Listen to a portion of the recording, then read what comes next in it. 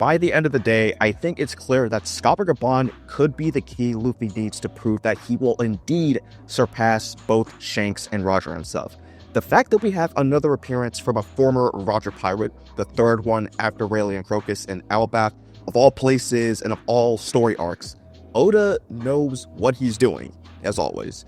But do we know what he's actually doing?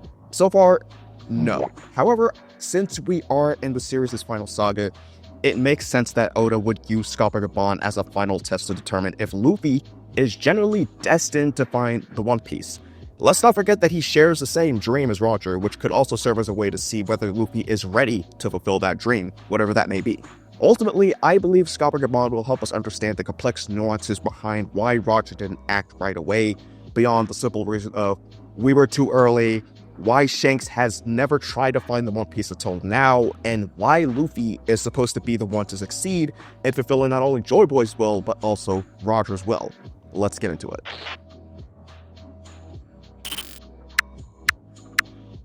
So every significant step in Luffy's journey has been marked by an encounter with one of Roger's former crewmates. Crocus was present at the start, waiting at Reverse Mountain as if he was anticipating somebody like Luffy to show up. He introduced the Straw Hats to the mystery of the final island, Laugh Tale, and he gave them a log pose and effectively helped prepare them for the Grand Line. And next we have Rayleigh, who not only assisted Luffy, he profoundly altered the direction of his journey. He trained, equipped, and ensured that when Luffy entered the New World, he would be prepared for the challenges ahead. Now, in Elbaf, a location that's been long hinted since Little Garden to play a crucial role in the story, we finally encounter Scopper Gaban in Chapter 1139. The timing is not coincidental. If Oda is introducing him now at this point of the story, it's because his role is essential. So let's start with the obvious question. Why introduce Scopper Gaban now in Elbaf, of all places? By the way, are y'all still calling him Scopper, or y'all just switching to Gaban, or just Scopper Gaban altogether? I don't know. For some reason, I'm just more comfortable calling him Scopper. Anyways, beyond him just kicking it in Elbaf with a giant baddie and a 20-year-old son who goes to giant preschool, he's gonna test the shit out of Luffy with his whole capture the flag situation with the key to Loki's chains. And not just in a let's see how strong you are kind of way. The whole Loki key thing is an obvious clue that this is more than just a friendly fight. This is where things will get very interesting because the symbolism of this moment, I believe, goes beyond just proving that Luffy can go toe-to-toe with a former Roger pirate. Luffy will be forced to prove that he is ready to set Loki free despite all the warnings that Scopper went on and on about, which Luffy seems to not give a shit about, but it's a direct parallel to a much bigger question: whether Luffy is prepared to act on or share the truth of the One Piece with the world when he discovers it on Laugh Tale, whatever that may involve. Think about it. If Luffy wins Scopper's challenge, he gets the key to free Loki. If Luffy finds the One Piece, he holds the key to changing the world forever. And in both cases, the consequences don't stop at simply unlocking something. Releasing Loki could spell disaster in the eyes of the Elbaf giants, disrupting the new status quo established after King Harold's death and potentially ignite old and new conflicts. And similarly, discovering the One Piece won't just mark the end of an adventure, it will trigger a seismic shift in the world order, leading to a great war. The mere act of finding the One Piece is already inciting conflict among several factions. And this is precisely why Gaban is going to test Luffy. He was there when Roger reached Laugh Tale. He saw what was left behind and he saw how Roger reacted, and maybe he's testing Luffy because he knows that the one who finds the One Piece next has to be different. Unlike Roger, Luffy won't just laugh and walk away. Unlike Shanks, he won't hesitate to search for it until the last second. But that's the real question, isn't it? Why didn't Roger act on what he learned? Why did he leave it for someone else?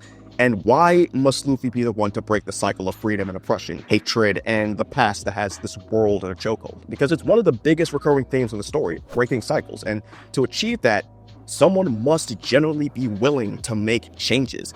And this is where Luffy comes in. Luffy is not just another Joy Boy candidate. He's not just another pirate chasing adventure. He is the embodiment of something Roger never was. And I think the biggest clue to this is Luffy's birthday, May 5th, Children's Day in Japan.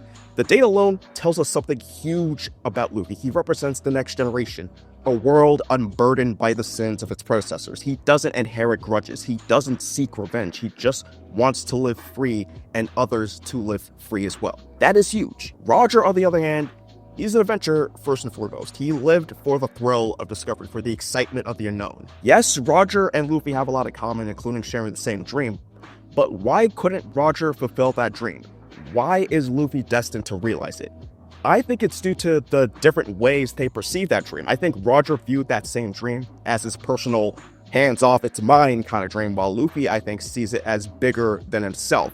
Knowing Luffy and his big brain, childlike mind, he probably doesn't realize it, he sees it that way. So when you think about it, from the very start, Luffy's definition of freedom has never been solely about him. He's always fought for others. Every island he visits, every country he liberates, it's always been about giving people the freedom to choose their own path and providing them that push. Roger may have reached Laugh Tale, but he was the kind of man who lived within the world system. And aside from his illness and certain conditions that likely weren't present then, I believe he understood the weight of this history that he faced at Laugh Tale. I think it's fair to say that much like Iroh from Avatar: The Last Airbender, who refused to fight Ozai simply because he felt he wasn't the right person for that role, Aang was meant for it, I think Roger also recognized that the system needed to be dismantled by someone who never adhered to its rules from the start. While he did challenge the system after all because he became the freaking Pyro King, I don't think he did so in as a direct way as Luffy has and continues to do. Luffy isn't bound by the past. He doesn't care about history. He doesn't care about bloodlines or royal lineage. He just knows what's right and acts on it. That's what makes him different. This aligns perfectly with why Roger placed so much faith in the next generation. It's the reason he initiated the Great Pirate Era. He recognized the potential emergence of someone like Luffy and understood that another person like Luffy would eventually arise to accomplish what he couldn't. So if we take this perspective even further, it adds another layer to why Shanks has never tried to find the One Piece. Up until now, I guess, but for the longest time, he never did dick about it. Shanks, like Roger, is part of the system. He's a Yonko, a stabilizing force in the world, and it's pretty clear from the jump that he knows that it's not his place to shake the system either. That's why he's been watching over Luffy all these years. Because again, Luffy from the start has never been tied down to the world's rules. He doesn't make calculated decisions based on strategy or long-term gains. He just follows his guts, his dream, and what feels right in the moment. That's precisely why he's the one Joy Boy was waiting for. It wasn't just about finding the One Piece, it's about what comes next. About being the one who doesn't hesitate to act when the world is at a crossroads. So if Roger was the adventurer who reached Laugh Tale, who reached the truth, but couldn't act, and Shanks is the one who was the stabilizer, maintaining the balance of power, Luffy is the disruptor, the one who was meant to shake the world. So, tying back to Scopper challenging Luffy to take the key from it, Luffy's choice to fight for the key is bigger than whether Loki should be freed. It's about whether Luffy understands the burden of choice, the decisions he makes. Like unlocking Loki's chains will change Elbaf forever. Finding the One Piece will change the world forever. And Scopper needs to know, is Luffy ready for that? Does he truly understand what it means to be free? And more importantly, is he prepared to bear the weight of the consequences of his actions in pursuit of freedom, like finding the One Piece? And what could that mean for the entire world? And I believe Elbaf serves as a final proving ground for Luffy to showcase why he truly embodies Sun God Nika and help him define further what it means to be the freest person. And this might give us deeper insight into his true dream. After all, with numerous comparisons between Elbaf and Skypiea, especially regarding their fantastical elements, it makes sense for Oda to offer an even bigger clue about what Luffy's true dream might be, leading to its eventual revelation by the end of the series.